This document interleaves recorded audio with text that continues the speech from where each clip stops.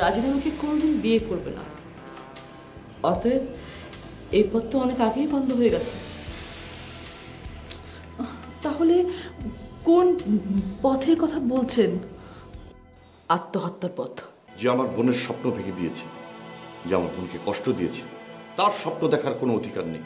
মির্জা বেগম তোকে কথা দিচ্ছে, রাজিনকে আমি তোর পায়ের সামনে এনে ফেলব। আমি তোর মা, বল বাবা কি হয়েছে? না মা, রাঙা আত্মহত্যা করতে চাইছে। শুধু শুধু বারবার ওই বাসায় যাস, অপমান হয়ে ফিরে আসিস।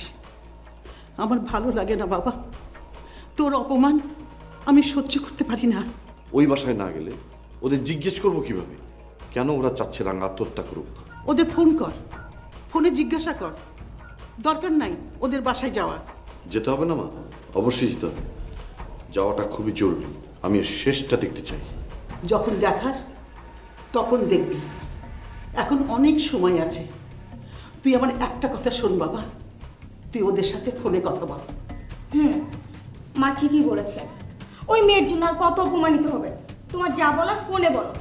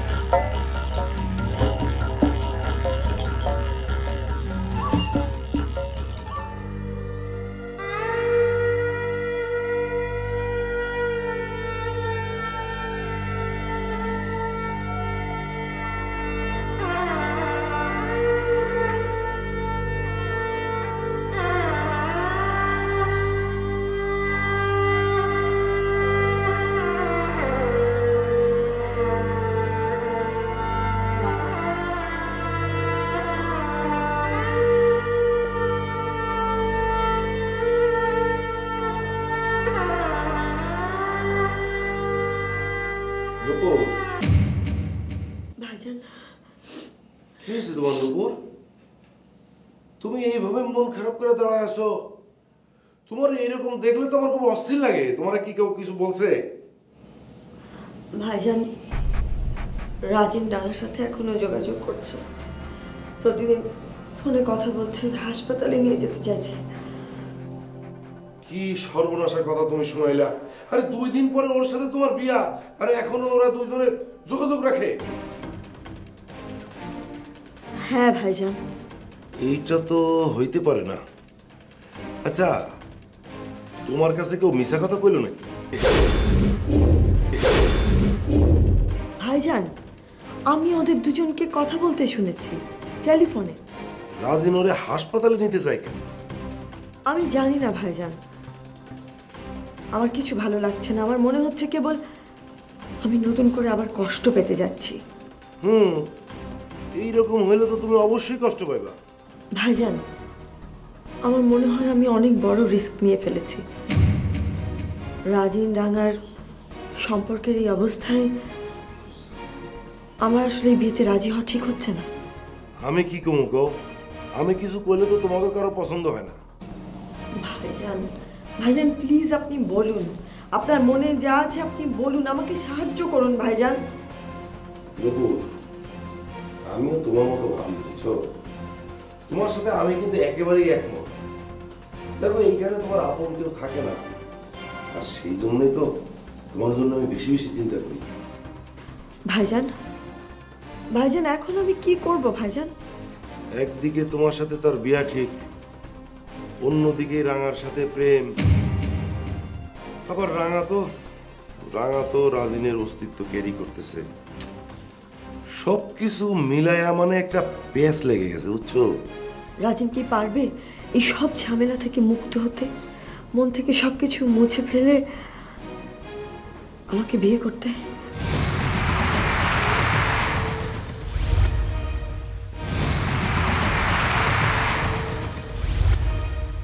রাজিন পারলেই তো আর ওরা পারতে দেবে না।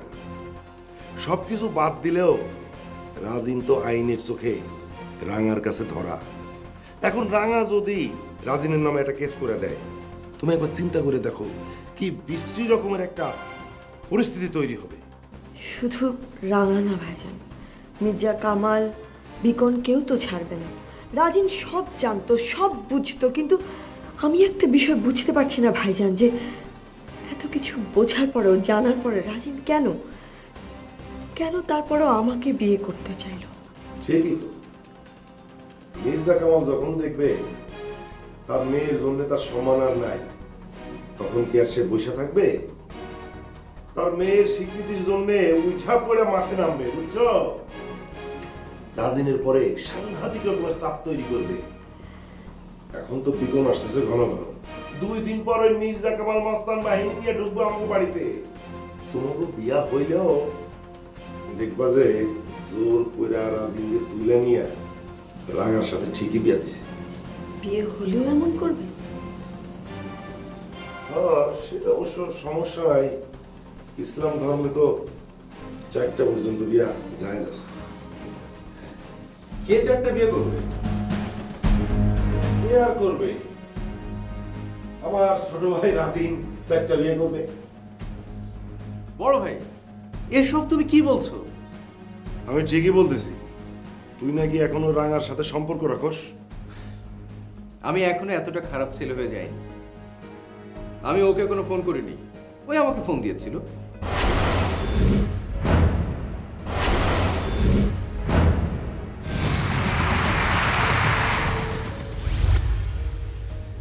তুমি একটা মিথ্যুক, ইচ্ছে করে এসব করছো।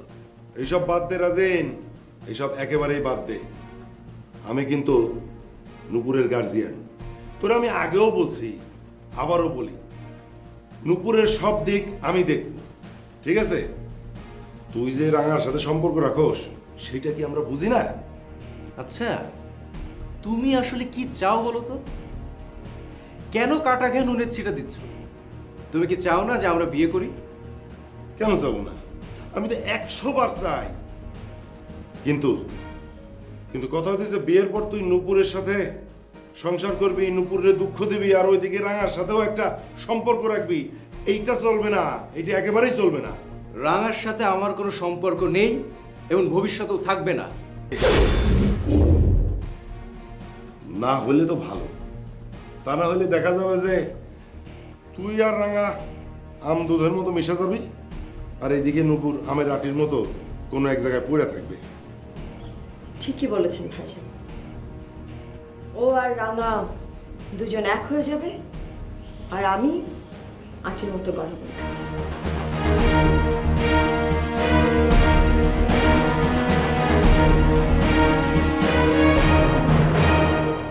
বড় ভাই, কোথায় তুমি তাকে বুঝাবে তা না, তুমি তাকে উল্টা চেতিয়ে দিলে। না রে ভাই না, আমি তারে বোঝানোর অনেক চেষ্টা করছি, বুঝছো? অনেক চেষ্টা করছি, বুঝে না, বুঝে না। আচ্ছা, দেখি কি করা যায়।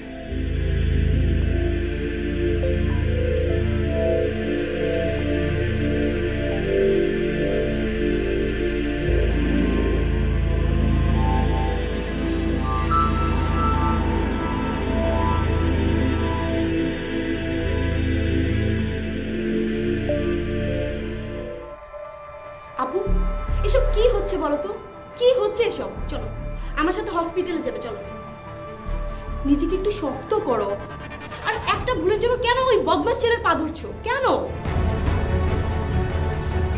শবনম, আমি তোমাকে মানা করেছিলাম বিকন ভাইকে কিছু না বলার জন্য, তারপর তুমি কেন বললে? সরি, আমি তো আপনাকে আসলে বোঝাতে পারছিলাম না। আমার মনে হচ্ছিল বিকন ভাইকে যদি বলি, বিকন ভাই সব ঠিক করে দিতে পারবে। তাই এত পাওয়ার ওর? আর বিকনকে নিয়ে তো দেখছি তোমার একটু বেশি বাড়াবাড়ি, সব কথা যে লাগাও। কথা লাগাবো কেন? আপনি দেখছিলেন না আপনার বোন কেমন পাগলামি করছিল? এই সময় ওনাকে একটু সাহস দিতে হবে।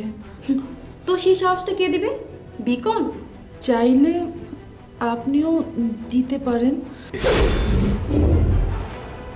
আমার কারো সাহসের কোনো দরকার নেই, আমি মরে যাই।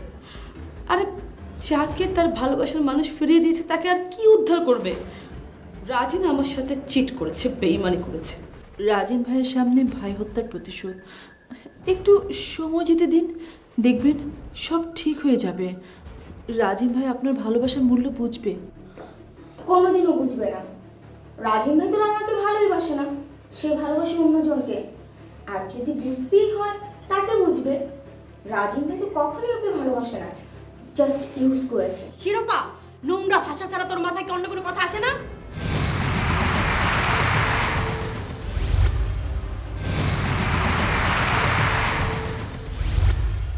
দেখ পারমিতা, তোর সাথে কথা বলার কোনো ইচ্ছা আমার নেই।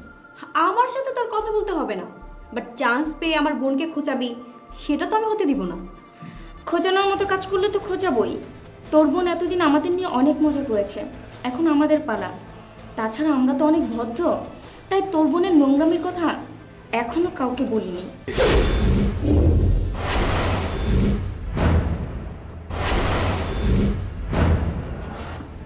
আপনাকে ফুপু বারবার এরমে আসতে নিষেধ করেছে, তাছাড়া বিকল ভাই শুনলে রাগ করবে।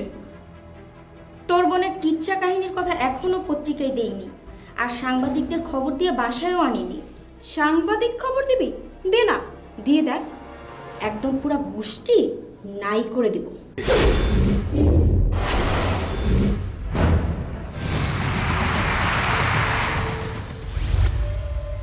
রাজিন তোর বোনের সাথে মিথ্যে কথা বলে জাস্ট ইউজ করেছে।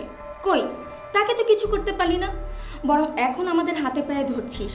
তাহলে আমাদের গোষ্ঠীর উদ্ধার করবি কিভাবে? যত সব মুখেই ফটো ফটো। শিরোপা, তুই আজকে আমার দুর্বলতা নিয়ে মজা করছিস। এভাবে আর কত মজা করবি বল? মজা তো মাত্র শুরু, 3 মাস পার হোক তখনই খেলা দেখবি। আমি এক্ষুনি ফুপুকে ডাকছি। ফুপু, আর ডাকতে হবে না, তোমার ফুপু অলরেডি চলে এসেছে। এখন তোমার ফুপুর সামনেই বলছি, রাঙার চরিত্র ভালো না, আর চরিত্র ভালো না বলেই বিয়ের আগে কনসেপ্ট করেছে।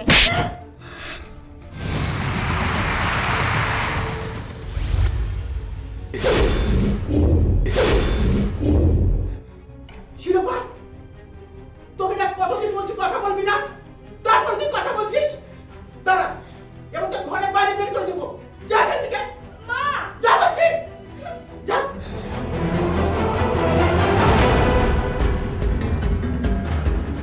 রাঙা, তুমি একটু রেস্ট নাও, তোমার বিশ্রামের প্রয়োজন। হ্যাঁ, তোমরা যাও, বিশ্রাম নাও মা।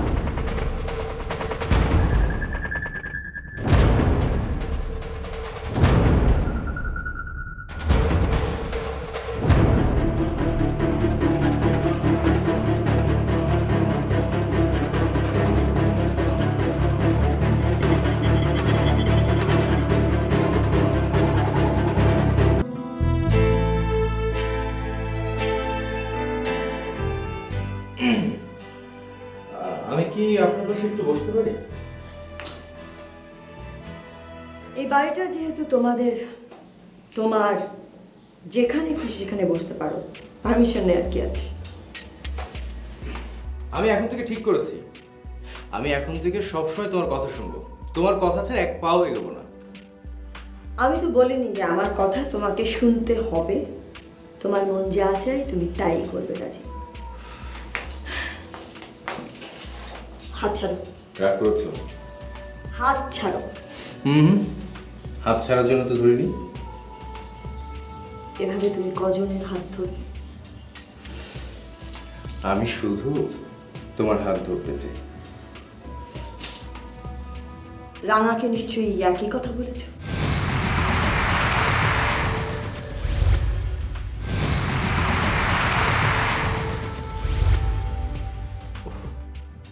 এর মধ্যে রাঙার কথা আসছে কেন?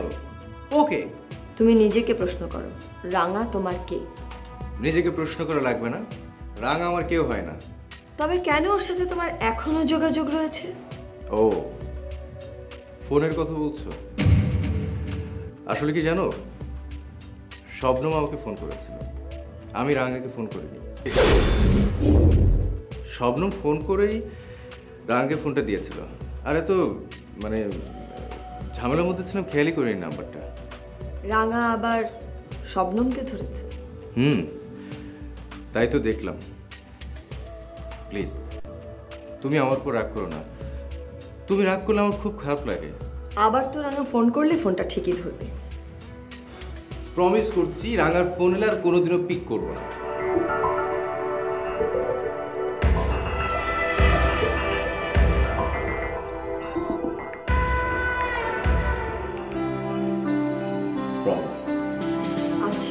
দেখা যাবে। দেখো রানা ফোন করেছে। হ্যালো হ্যালো, রাজিন, খুব ভালো আছো তাই না?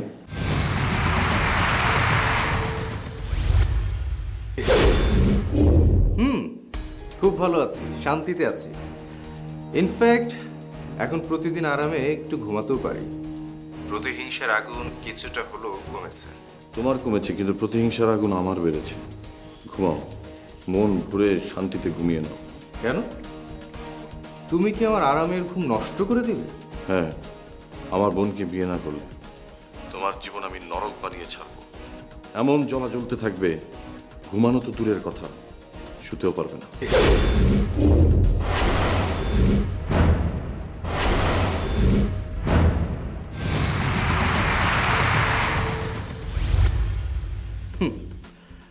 ভয় আমি পাই না, আর রাঙার মতো মেয়েকে এই রাজিন চৌধুরী কোনোদিনও বিয়ে করবে না।